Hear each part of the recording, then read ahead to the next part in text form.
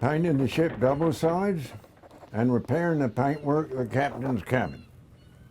Paint, white, 109 pounds, yellow, 100 pounds. A carpenter's account for the paintwork on HMS Victory 200 years ago. And this is the great ship he and his mates painted, seen by a staggering 26 million visitors, ever since she was dry docked in Portsmouth Historic Dockyard nearly a century ago. But those who come to see Admiral Lord Nelson's flagship, victor of the Battle of Trafalgar, icon of the Royal Navy, will now find themselves seeing her in an entirely new light. As you can see behind me, this is the 1925 colour scheme that was introduced when the ship came in for restoration in the early 1920s. We're currently washing down the ship's surface with a gentle soap and water solution to remove any salts and dirt that have accumulated. We'll then be filling any cracks in the caulking seam to ensure that we keep water away from the insides of the ship.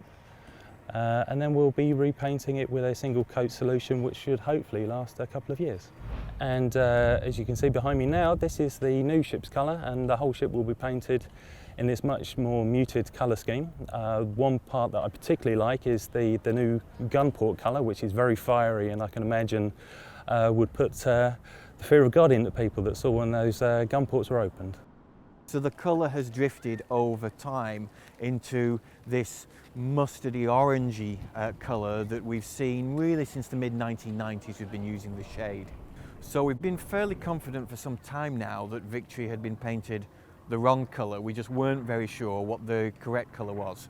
So we've been undertaking some archaeological investigations, we've been looking at some manuscript sources to really try and nail down what would be an accurate colour. And in the course of that work, as well as identifying areas on the ship and how old they've been, we have managed to pin down the correct colour for the hull planking, the colour that Nelson would have known.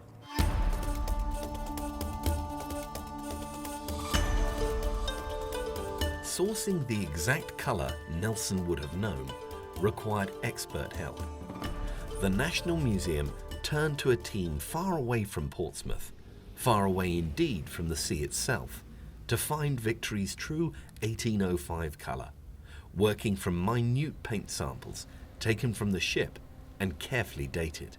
Right, having brought the samples back to the lab, all the bags of samples in their small bags, we then go to mount the samples in the polyester resin, half filling the cells. We then put the samples on top it with resin. That's allowed to dry. We then polish that back and we get a selection of samples, obviously in the resin as this. So a row of samples or cross sections. And then place that underneath the microscope. And if we just bring it in 200 times magnification, we get a better look. Down at the base, the layer here, this orangey layer, we've identified in other parts of the vessel that date from 1802. And then the paint layer above that, intriguingly, has burn layers on the surface. You can clearly see them across there, which date from 1805. And it would be interesting to think that was the burning from the Battle of Trafalgar. And it's not just been a case of identifying one colour. A wide range was used on HMS Victory in her greatest days, the era of Nelson and Trafalgar. Those too had to be accurately identified, even as with the fiery red of the gun ports, working from original recipes. You can see here the external colours, not a great deal different to the Armail. The black, a little bit more muted ochre colour here instead of the more orangey colour. The gun port lids inside painted the orangey red colour here, and the masts are a paler cream. It would have been the job of the young apprentices to help the painters make their paint.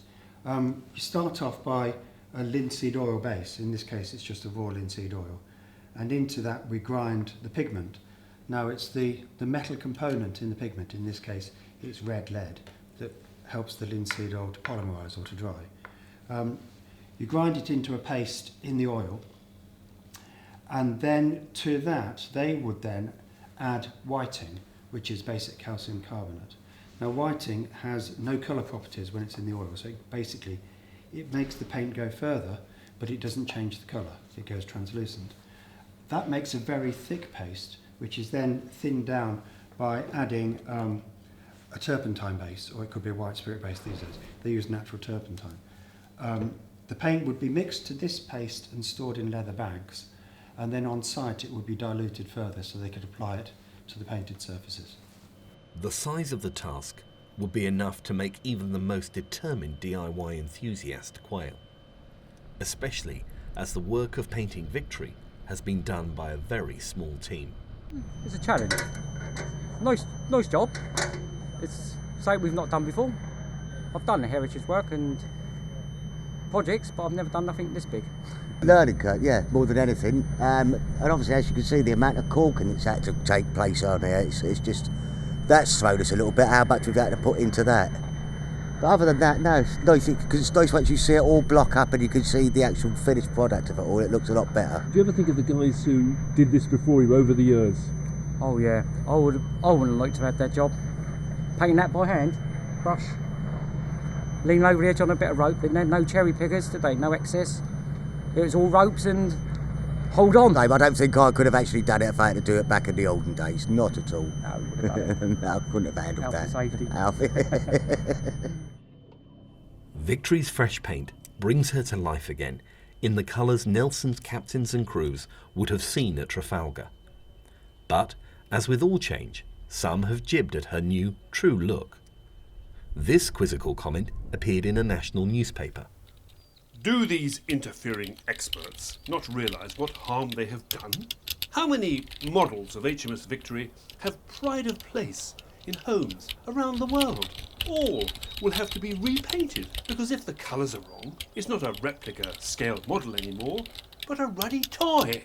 We've had people looking at this and saying, oh, it's pink. What on earth have you painted Victory pink for? That's probably why the French lost. You know, they spent so much time laughing at Victory. I don't see the pink myself. It's a pale terracotta colour or whatever you want to call it. People are a little bit resistant to change, but I think the really key point for us is that this is not what it might have looked like. This is not what it looked like if we'd have been doing it 200 years ago. This is what it looked like, this is what Nelson saw. And when you come to visit Victory, when we tell you this is how something was, we want you to trust us and we want you to know that it's right. And that's the real motivation. And that's the key decision for us in making this change. If that ship's carpenter from 1805 could join them now, the Victory team believe that he would approve her paintwork and see her in her true colours as Britain's greatest warship, a heroine of the Royal Navy, and a still-serving survivor of the day that Britannia began to rule the waves, for the benefit of all who pass on the seas upon their lawful occasions.